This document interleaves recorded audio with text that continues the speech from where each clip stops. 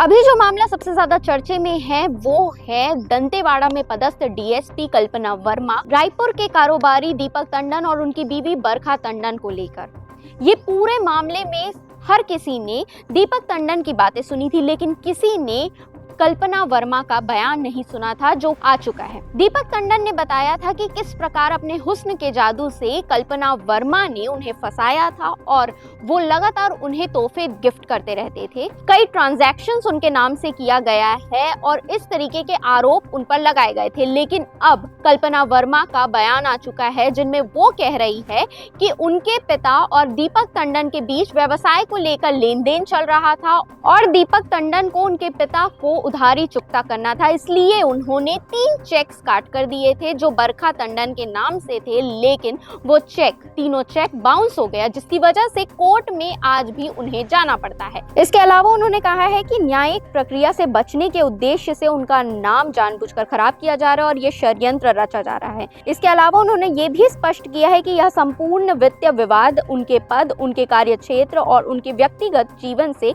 किसी प्रकार भी संबंधित नहीं है। इसके अलावा कल्पना वर्मा ने यह भी अपील की है कि दीपक टंडन और उसकी बीवी बरखा टंडन के खातों की जांच की जाए कि आखिर इतना पैसा कहां से आया, और ये बहुत बड़ा सवाल खड़ा होता है। इसी के साथ उन्होंने ये भी कहा कि उन्हें संदेह है कि न केवल उनके परिवार के साथ बल्कि बाकी लोगों के साथ भी ऐसा ठगी उन्होंने किया होगा। इसी के साथ उन्होंने ये भी बताया है कि उनके फोटोज को सोशल मीडिया से निकालकर चैट्स में यूज किया गया है, यानी फेक चैट्स बनाकर दिखाए गए हैं।